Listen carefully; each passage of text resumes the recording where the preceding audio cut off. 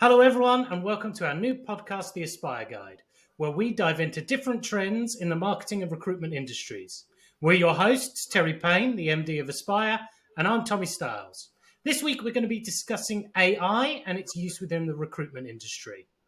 It seems like it's in the press every week, podcasts discussing it, news, column inches, it's all over the place. Only this week, European banks came out and said that they're now prioritizing AI investment for efficiency gains over previous popular sectors like ESG. With that in mind, we want to dive into how AI is shaping the recruitment industry for businesses, for clients, for candidates, and where we think it's going to go. But Terry, before we start with that, I wonder if you could talk us through the relationship between recruitment technology and the industry from when you first joined. Yeah, thanks, Tommy. Great to be on the podcast talking about AI. It's the topic on everyone's lips at the moment. So, to start off with, if I think about back in recruitment when I started at 19 years of age, or 28 years ago, of course, it wasn't even a full process, right? We barely had an iPhone, so the only tools we had at our disposal was the telephone and, for the older listeners, the yellow pages, and we used to phone our lists from that. And one of the things I've seen as I've gone through my recruitment journey is the implementation of databases, CRMs, mobile phone technology, WhatsApp, text messages, marketing automation. And then as we move forward into AI, it's a real disruptor for the industry. So I'm excited to talk a little bit more about that now. Yeah, I think, as you say, disruptor's the word, because it's not just slowly transitioning in like some of that technology, like marketing automation, for example. I think that was a slow transition. Some businesses were early adopters. Some businesses have only recently adopted, but it has begun to weave its way through. AI, it felt like almost overnight, came in and completely disrupted the whole industry. So if we think back and we talk about recruitment in the 2000s and then into the 2010s, lay out for us what the landscape would have been for a recruitment company and a recruitment consultant. What were the tools that they had available to them in terms of technology? Well, I think we were heavily reliant on job boards as one of the technologies. We were heavily reliant on our own databases. We were massively reliant on utilising spell check and stuff like that on Word. But in the main, I think that we had to, as recruiters, develop a lot of our own creative skills. We had to develop our own matching skills. We had to make sure that we combed through reams and reams of applicants online. And when I think back, I can now realise that actually these reams of paper that we had to go through, and even when we had the technology of emails, how cumbersome it was, but also that we could miss the opportunity of finding great candidates for great jobs. Mm-hmm. And that's where I think that as technology's evolved and we started to see things like matching criteria before AI. So I started to see an evolution in the landscape probably around 2019, just before the pandemic, where matching technology had come out, and I worked for a company that used it, as did you, and that was groundbreaking. And in terms of being able to match a candidate to a client. But I think that what AI is doing now in our workspace is exactly as you've already indicated. It's come from a bolt out of the blue. First of all, Grammarly. That was game changing for us. So when Grammarly came through, and it's this technology that can look at the way you write, it can repurpose it and give you different ideas and different paragraphs, different tonalities to your email. My mind was blown, and it personally changed my life in terms of the way that I was able to write emails. And at the time I was studying. And then when ChatGPT came out, I just couldn't get my head around it. I mean, it was rapid fire the way it came out. We've seen a lot of technology advancements, but as we get into AI, I don't think I've seen anything come into the market as quick as AI. Mm-hmm. And I'm sure we'll touch on this. It's not quite there with recruitment right now, and that's something that if I had a wish list and I could click my fingers, there'd be something that could do it. There's a number of products, but there's not one solution yet. It's a lot of patching stuff together, isn't it? I know. We'll, Mm. as you say, we'll come on and talk about that. I do think there's an interesting thing you've dropped in there around. We worked for a company that had, for all intents and purposes, artificial intelligence within it, right? It had a matching algorithm that looked at the vacancy, it looked at candidates, and it matched them together. It sent invites out to relevant candidates, or it invited them to sign up for the job. And that was within the gig economy. So that was hospitality, a little bit of admin and secretarial. I know it was used within warehousing. But that innovation, which at the time seemed like this is the direction the whole industry is going to go, has seemingly drifted away. Why do you think that was? Why do you think that piece of technology, which seemingly was the start of a solving of the big recruitment problem, which is how do you more efficiently or more quickly match candidates with that are in your database with jobs? Why did that piece of technology not become more prominent? Because I think that at the time, I think there's two real main reasons for me. Number one, when those products came to market, they were early adopters, and like with anything in technology, it was early adopters. We didn't move into, we weren't in a lockdown, we weren't in pandemics, and people, the economies were doing okay. I mean, I was reading something this morning, an article that the GDP around that time before the pandemic was running at somewhere between 2.5 and 3%. You chop off your arm for a 3% now, right? So I think that at the time, people, although they understood it, and when I met with clients, they didn't really feel the need to take it up. They had the human touch, they had the account managers, they had the service levels that were giving them what they needed. Why change? And I think there's always been a little bit of worry around technology. Can it really do what it says it's going to do? Almost like, was it an illusion?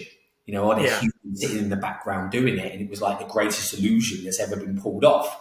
So I think there was that, and there was the lack of adoption. But I think secondly to that, one of the biggest blockers for me was when you're building something and you're building a piece of technology, it has to be customer first, and it has to be what the customer wants. And I think a lot of the technologies that were built first were by great innovators, great entrepreneurs that were thinking wouldn't it be good if we could do this? Whereas actually, and hopefully I won't get told off for this, Steve Jobs, one of the things that Steve Jobs once said about Apple was, rather than building a technology that you think is going to help people, ask the people what they want and then build the technology to suit their needs. I remember that technologies that I worked in, they were excellent, but you needed to be a brain surgeon to understand how they worked. And when you look at something like ChatGPT, as an example, it's so simple. It is literally type into this box and ask a question. And I think that's the difference, is that simplicity. What goes on behind is complex, but I think the products fell down because there was too many steps. It wasn't simple enough for people. Yeah. Simplicity. Yeah, agreed. And I think that chat GPT point is so valuable. People want to use things in the way they want to use it, right? There's not that one size fits all thing doesn't exist. If you go and speak to someone who bought technology 10, 20 years ago, they talk about, well, we'll just buy something off the shelf. Well, off the shelf doesn't exist anymore. Everything is bespoke. There's no such piece of technology that you just buy off the shelf anymore. It's all bespoke. It's all tailored to your specific needs. With that comes a nice 10 to 20 grand implementation cost. That's why you like the off the shelf. But everything's so adaptable. And it's the same when you're a consumer. What you really want is, I want to use this in the way that I want to use it. I want to be able to manipulate this into however I want to use it. So with ChatGPT, with things like text kernel and Broadbean implementing text kernel and Copilot and Gemini and all these tools, what's the status quo today of AI and recruitment? How is that being used in the main across the industry? Well, I think that there's lots of different products out there now.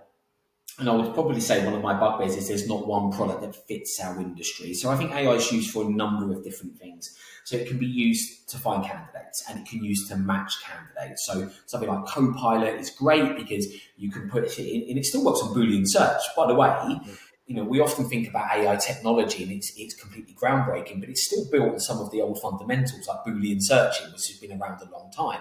What it will then do based on those searches is it will find the people, and then it learns that these are the sorts of people you're looking for, and that's the smart piece of the technology.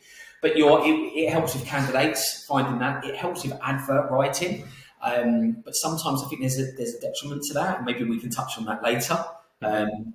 It helps with lead generation, and it also helps with automation in terms of an AI agent that can start to think about the responses it gets from clients and start to build a relationship with them. So there's many things that AI can do that would simplify a recruiter's life. The blocker is, and I know firsthand because I'm deep in the hole right now, there isn't one product. So it's bolt on after bolt on after bolt on after bolt on. And I think you have to be very careful in recruitment to say, what are the bits that we really need that will really make a difference to our business in terms of speed to market, quality, so that clients feel that they're getting the right service. Otherwise, we could fill up our dashboards with lots and lots of technology, and actually we're losing that human touch, but also we're not even speeding up our speed to market. Yeah, agreed. And it's, you touched on the job advert piece there. When I've done training internally at Aspire on job advert writing, or how best to use ChatGPT to create your social media posts, or Gemini, or whichever one you want to use, as well as conversation I had with the Access Group last year, I think the thing that people forget so often is, number one, a lot of the technology you already use is AI. They just didn't put that label on it a year ago. And now suddenly that next day, everyone's going, oh, by the way, this is AI. Oh, this is AI. And the second thing is, it only works if you provide it with a lot of information. And actually, if you're just saying, write me a job advert for a marketing manager job in London, and you provide it with none of the information about the client, none of the information about the job, not even telling it that you're a recruitment business, it will write you a bog standard job advert and assume that you are hiring for that role, not hiring on behalf of the client. So I think there's so much more information you need to provide it than I think a lot of people do. And I think that's where a lot of their pitfalls come from, is not telling it what you want, really, not adding all that extra information in. Do you think AI, we use a tool here, Text Kernel, which looks at a CV and it looks at a job advert and it matches them and it ranks candidates, but it's doing it by keywords. Do you think AI makes it easier to screen candidates when we're in a world where we're getting 200 plus applications to a lot of jobs? I do, but to go on to your previous point, I think it's about, the way I think about AI, to answer that question, for me, it's about us and AI technology working hand in hand. If you're lazy with the way that you use it, it'll be lazy in its response. It's not there to replace us, it's there to enhance what we do. So to take that point, do I think it can help in terms of candidate generation and good quality candidates? Absolutely. But I think it takes time and it's patience to learn that. So let me give you an example, a tangible example. If I'm looking for a marketing manager for a creative agency that's based in London, they've got to have certain types of skills, certain types of background. The first time I utilise AI, it will throw up some candidates. But the next time that I go in and I tell it it's, please find me candidates for X company, we filled the role before, this is what the CV of the person that we filled it with, it will learn, it will get smarter and smarter and smarter, to the point where I can just say, I'm now recruiting for, I'm looking at your poster behind, Raiders Agency, and it will ultimately, would you like to see candidates similar to Tommy Styles, Terry Payne, bang, bang, bang. And I think that's the beauty of it, where if you think about the old, like your Daxtras and some of the others where it's using keywords, There's nothing really intelligent about that. What it's actually doing is it's taking keywords and it's matching keywords, right? So it's a matching technology. It's all about the quality you put into it, continuously asking it question after question, but allowing it to give you suggestions back. And that's the beauty of it. So yes, I think it can work, but like anything, it's not an instant fix. And I think that's one of the downfalls. People go in saying, right, I'm going to sign up to a piece of AI technology. We've had it with Copilot, and people expect it to be perfect. Well, when a human is born and without the skill of language, you don't expect it to be born and come out and have a full-blown conversation. It's the information you put in that then comes back and then it develops. Now, obviously, AI is going to be much quicker than a child developing. But the point is, it's the same process. You have to put the information in. Yeah. And for all of the recruiters out there and all of the business leaders, they will say that their one big bugbear, CRMs is a good example of this. My CRM doesn't work. No. The people putting the information in your CRM doesn't work. And it's the same with AI technology. The more you put in, the quicker it's going to learn, the better it's going to be. That's it, 100%. If the information's not there, what's it finding? What's it learning? What's it matching if you're not giving it anything? With these things that you've talked about there, in the current flow state, do you think there's a margin of error in that matching? Yes, I do, because I think that one of the things that AI is not going to be able to do, and we need to be honest with ourselves, is we'll talk about specifically recruitment, right? So we can talk about jobs and we can talk about the skills that are on the CV and qualifications, but what it won't do is the cultural fit.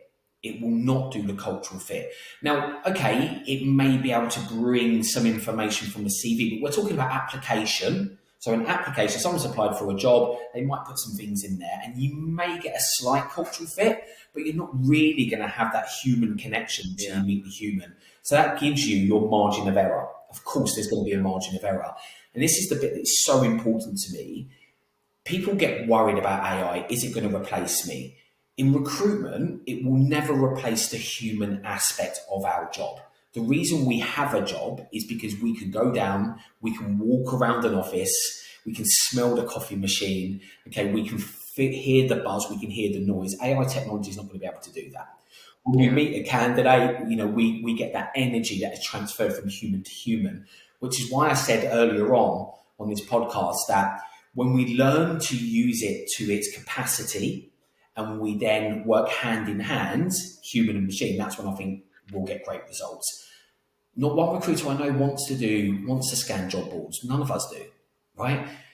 So it's about utilising AI to streamline that process so that in recruitment we do what we're good at, which is actually speaking to people. Yeah, spot on. Especially when we're talking about, say you're working 20, 40 jobs at one time and you're getting 200 applicants.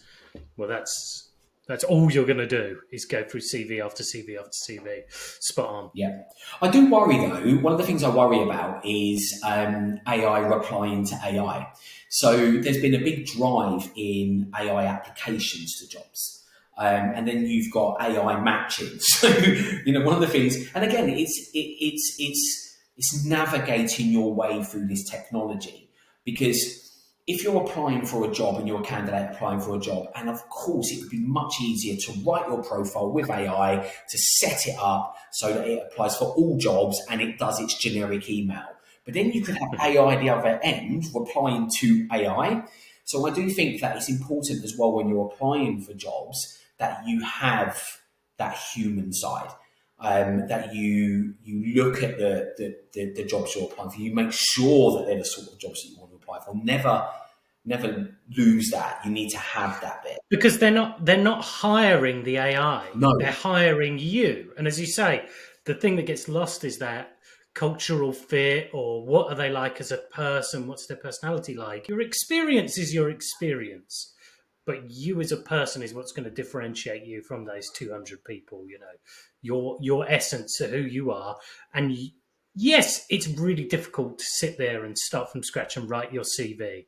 absolutely use AI to help write your CV and write your cover letter, but let it be a draft and make those final amendments. I think you're spot on there. Yeah, and I also think on the flip side that one thing that I will never come away from in recruitment is even if AI technology has matched a candidate right down to the best five, I would always, and will always make sure that those people are spoken to by a human being.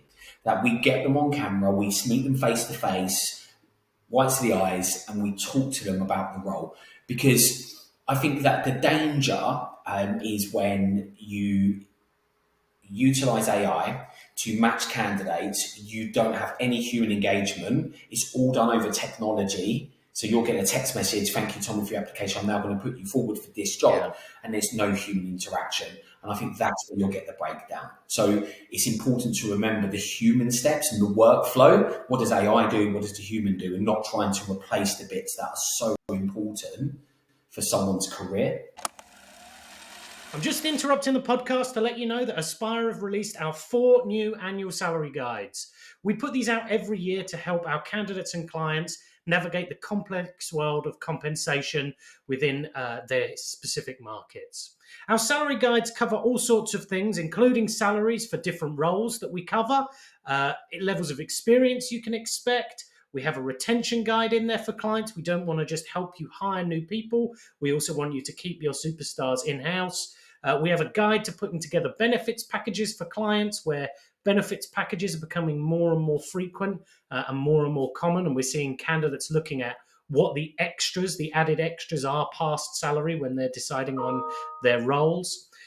We've also got a big section in there on trends. So if you want to know what the growing skills are, so what you should be studying, the new technologies that are taking sectors by storm, or equally what we're expecting in terms of hiring, returning to the office, or even levels of candidates that may be available, download our salary guides and get up to date on what's going on right now where you work and with what you're looking to do.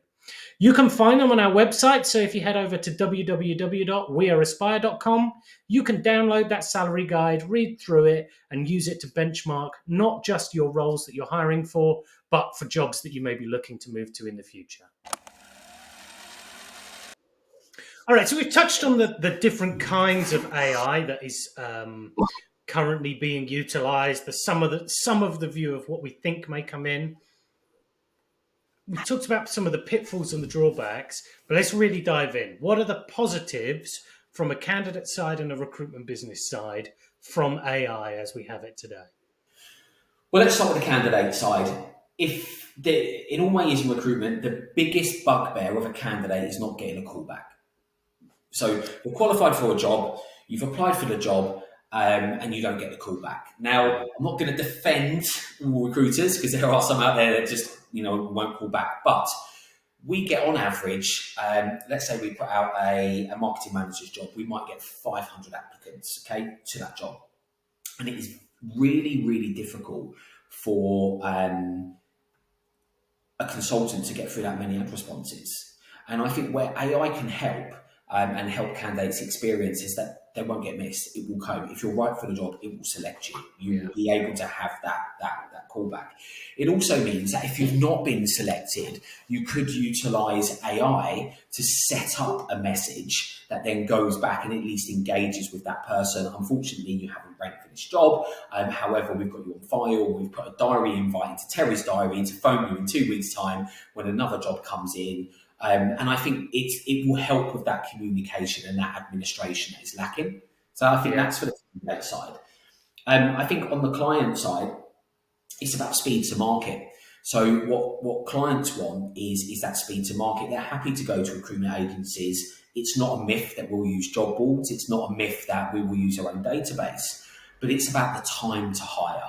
What clients want is, I want that person in. And if I can turn a vacancy into a placement in 5 days for a client, how great is that going to be for them?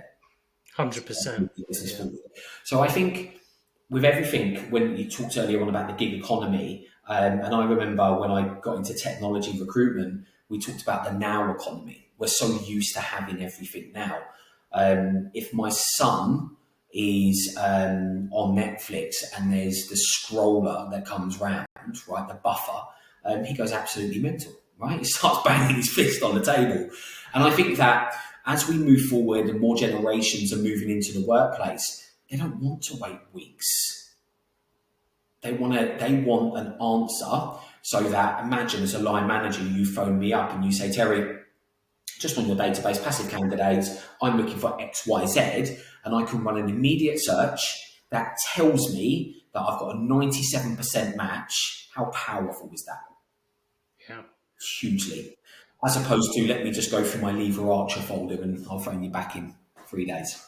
Yeah, so true. I mean, you can sign up for a bank account in 5 minutes. You can, Yes. get your stuff delivered tomorrow, be it your shopping or whatever. Jobs and buying a house are pretty much the last two things where you're having to talk about weeks as a duration and months Yeah. rather than just start tomorrow. It's so true.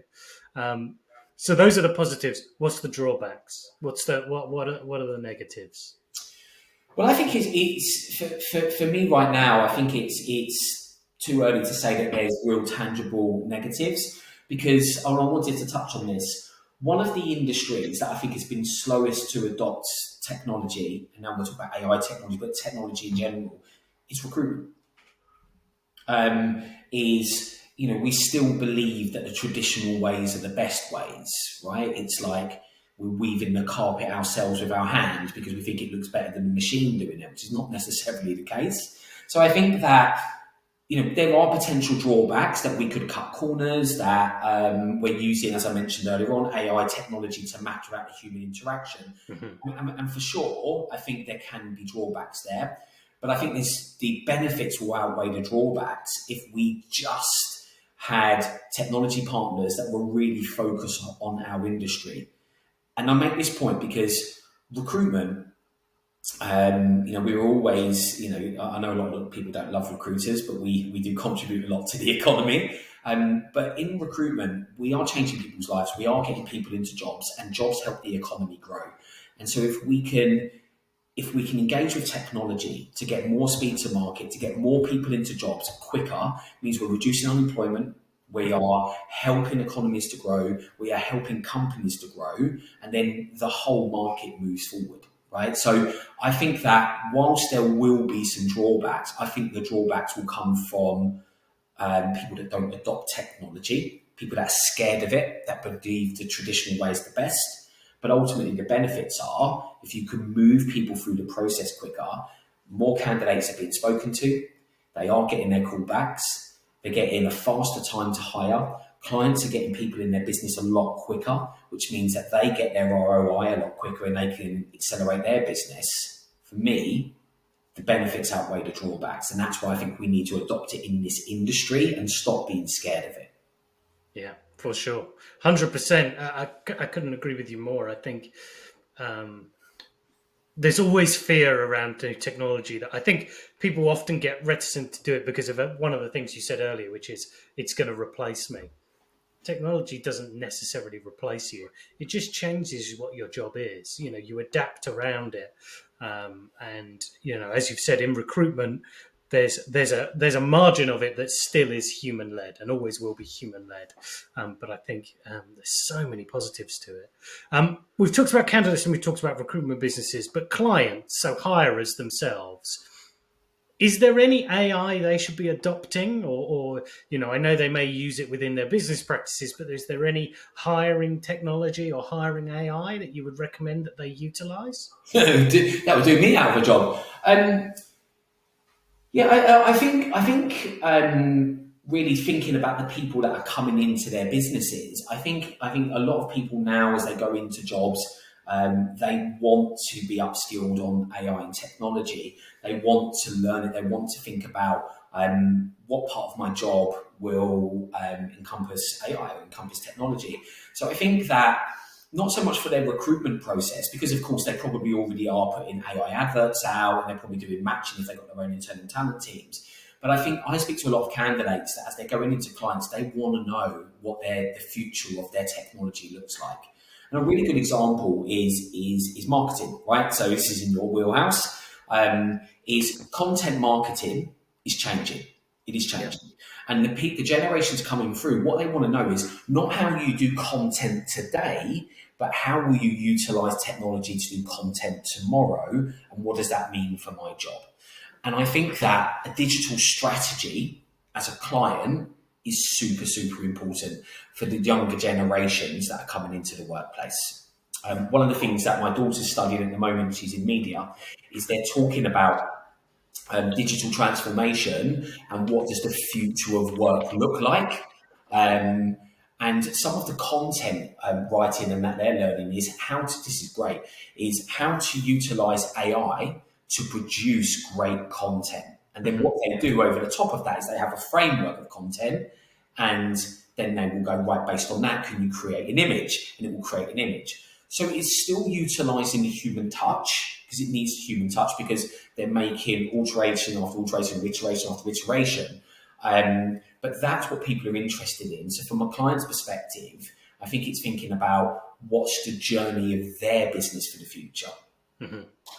I think one of the things for me as well, I would advise clients is, I still think one of the messiest parts of coming into a new job as a new person is how you're onboarded. Correct. And that's from the beginning of signing your contract through to leading up to your first day if you're working a notice period. Through those first 3 or 6 months, whatever the probation period is, especially the first 2 weeks, onboarding is so important and so easy to get wrong. And once you've gone through a time-consuming hiring process, costly in terms of time and money, if you're using a recruitment business, you've spent out on it, or you've bought yourself job adverts, whatever you've done, that you then spend 30 minutes or 20 minutes quickly putting some invites in people's calendars and saying to them on the first day, oh, go read the company handbook. That's a terrible onboarding process. You want them to come in. This is the most energized you may get this employee, because they're excited about their new job.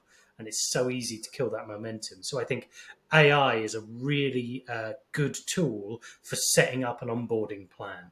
You can put into it, I've just hired this person, this is their background, this is the job, create for me what their first 2 weeks should look like, and then go and tailor it. So rather than doing what you've always done, tailoring an onboarding plan to a new employee, I think that's a really valuable way of using AI actually in your hiring process if you're a client. Yeah, and I think what's great about that comment is because AI is continuously learning. So let's say that you go in, you do your onboarding. Johnny's doing onboarding. Week 2, disengaged, right? Not you can go back to the AI and say, how do I make this more motivational? The feedback from Johnny was A, B, and C, and it will suggest alternative ways. You can put learning styles in. What if someone is they learn by doing? What if someone is more written? And it will come up. And what you're talking about there is how the machine is so powerful, it could eventually learn for different behavioural styles, which means that when you're doing onboarding, your onboarding has the same framework as mine, but the delivery of that onboarding is different because based on my ability to learn and the way that I learn, which I think is important. And there was one more thing in terms of what clients can do. I posted something, it was about 6-7 weeks ago, and I had someone phone me and they went, haha, you use AI to do that. And I said, yeah, I did. But I proofread it and I thought about the photo and the idea was mine. But yes, I utilised artificial intelligence to do that post. And it got me to thinking, I was a little bit shamed. Like the person was trying to shame me. Now, a friend of mine, I didn't mean it like that.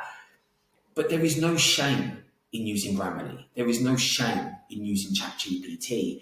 And one of the things I think is really important as we move through the changes in the workplace is that we celebrate the use of AI in a business. If someone is using it to make sure that their post is compelling and it gives the right message, great. If someone's writing a report for you and they decide to cut and paste it and put it in AI to finesse it, that's not a bad thing. So there is a bit of stigma attached to people that are utilising AI. And I think that one of the biggest things that we need to do is get rid of that stigma and just embrace it. Because the idea still comes from the human. Mm-hmm. The prompt, the start, it's called the prompt. Yes. Because you're prompting it, you're starting it. Yes. So one last thing for you, Terry, and it's kind of a sandbox, right?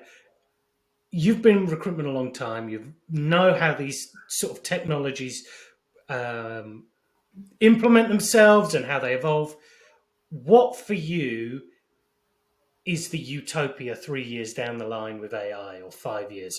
What do you think this will look like within recruitment? Um, well, the first thing, I've got an idea of what utopia looks like, but I think the first thing is this is probably one of the most exciting developments in our industry globally, the way of work that I've seen in my lifetime. It's the next industrial revolution. You know, when we're looking at matching technology and a number of other things, yeah, they're great, but they were just little stepping stones. You know, AI just blows my mind. So I think that it's going to be a big change. Utopia for me in 3 years' time, and I think it'll be less than that actually. I reckon it will be in the next 12 to 18 months in our industry. Is that the tasks that are taking people away from connecting human to human are just driven by AI. Yeah. Probably one of my biggest bugbears in this industry is seeing people just tapping on keyboards, searching through job boards. It's soul destroying. Nobody wants to do that. And I think we're losing our human touch because of that. So utopia for me is actually the AI will generate your leads. The AI will keep in touch in emails. It will book your appointments. And you can focus on really harnessing your human to human skills, spending more time with clients, more time with candidates, more time out there in the market space connecting with other humans, because ultimately that's what we're here for on the planet. So allow the machine to do what it's great at and allow us to do what we're really good at, which is communication and face-to-face communication. So utopia for me is it does my lead generation, it matches candidates, it engages with great engagements, helping with advert writing to free up all of my people and myself to actually spend more time face to face. That's utopia for me, because I have so much downtime from people having to, although there's technology, it's still as manual at times today as it was when I had the yellow pages. The difference is I picked up a yellow book and I flipped through the pages to find clients. They will just go online and do exactly the same thing through Google. There's no difference. There's no fundamental difference. Once technology comes in and matches all of those, so your skills as a recruitment agency to what the clients are looking for, you get that synergy. Then I'm picking up the phone, I'm having a meaningful conversation with a client because I deliver a service that will really match their needs. And you can use it for sales because AI can tell you you're not a good match for that client. And I think that's good, right? Sorry, we probably aren't a good match for you. So when we're speaking to clients, we're a good match for them and they're a good match for us. And I think that just gives us more meaningful time together. That's my utopia. Agreed. And I would touch on something you said earlier that really, I think, complements this is if I think about what the biggest bugbears are of candidates and clients. With candidates, it's number one, not hearing back. But not hearing back is as much a frustration of they've had to apply to 20, 30, 40 different jobs. They've not heard back from anything. I see AI as really helping that process of going, actually, these are the jobs you should be applying for based on your experience. This is so you don't get stuck down a rabbit hole of, oh, I could do that job or I'm at that level. Actually, that can really help shape the journey for you as a candidate. And on a client side, you're very quickly, as you say, it's time based, very quickly getting choice. You don't want one or two CVs. You want 6, 7 CVs that you can read through, pick 4 or 5 to take to interview, and it's a very quick and easy process without getting to the end of your 5 first interviews and going, I already know I'm going to have to settle in this process. So actually, I see AI has been so complementary to what the two biggest bugbears are for either side. Great. Thanks, Terry. Anything else you'd like to add on AI before we wrap up? The only thing I would say is, and I used to say this when I was in previous technology companies, is it's really important we embrace changes in technology and we embrace ways of changing the way that we work, because ultimately we have to move in that direction anyway. So my biggest tip to anyone is don't be scared of it, just embrace it, and you embrace it by learning. And just learning and being open to that change. And that's the last thing for me. So thank you for your time today. Yeah, no problem. And if you're the technology company that's building the perfect solution, don't price yourself out of the market. Yeah. Price it sensibly.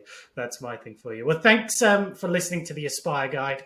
If you've got any questions on this topic, or you've got any questions for us, or something you want to suggest for us to discuss in the future, you can contact us over on our website, weareaspire.com. You'll also be able to find tips, tricks, salary guides, as well as loads of open vacancies that we've got, or get in touch with a recruiter that can help you with hiring, or just tell you what the market's looking like. Tune in next time with us, where we're going to dive into another industry topic that will touch on trends or something that's going on. But thank you very much, Terry, for your time, and thank you again for listening.